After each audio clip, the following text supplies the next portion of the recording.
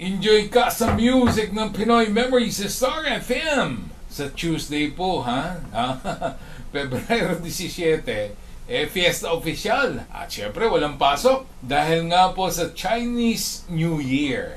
Ha? Naka-ready ka na ba at lumabas na ba yung pagka-incheck mo?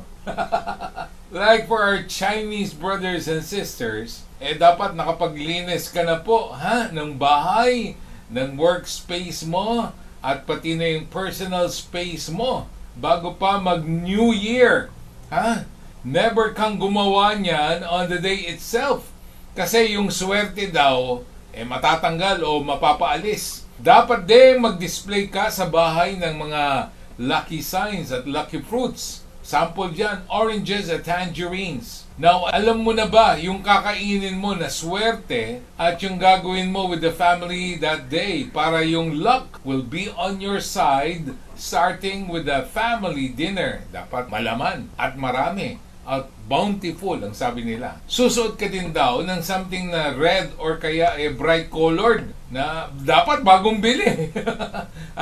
Yung bagong bili. Ultimo, wallet mo raw po, dapat bago o kaya nilinisan mo. Now, throwing away all things na nandiyan dyan, yung mga bills mo, kung ano-ano pa. Basta yung makaluma. Siyempre, a visit to friends or relatives to wish them well is also very important. Now, huwag kalimutan to eat something sweet or sticky on that day at magbigay po ng red angpao, lalo na sa mga children at the elders, yung mga parang walang kakayanang magbigay pabalik sa'yo. Don't give out naman na yung may amount na may 4, dahil malas yan.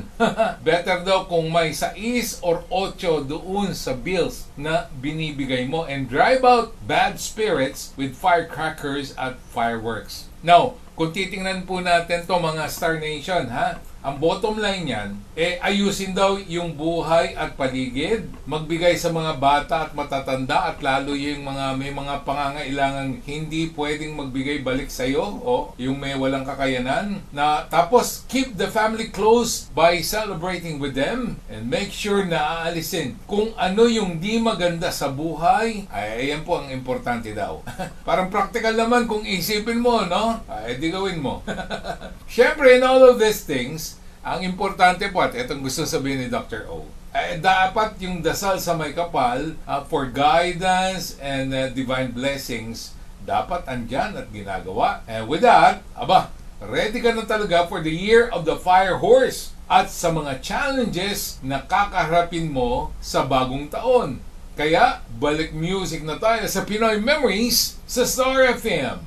Para sa mas kumpletong pakikinig ng music, entertainment, news, and information. Meron yan dito sa Bombo Radyo. Dahil nandito ang music station ng Bombo Radyo Philippines, ang Star FM. Sa Mindanao, pakinig sa 96.3 Star FM Davao, 93.3 Star FM Dipolog, 93.9 Star FM Zamboanga, and 93.7 Star FM Cotabato. Kahit saan sa Pilipinas at maging sa ibang bansa, lagi mong kasama ang Star FM. Dahil hindi lang kami sa radyo mapapakinggan, live din tayo sa Bombo Radio Philippines mobile app at sa Facebook. Kaya Star Nation, kung musika at impormasyon ang hanap mo, no worries. Dahil sagot yan ng Star FM, the music station of Bombo Radio Philippines.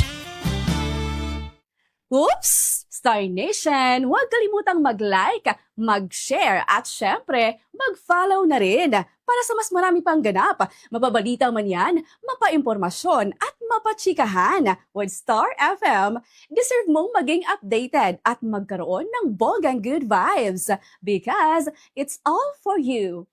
Thanks for watching!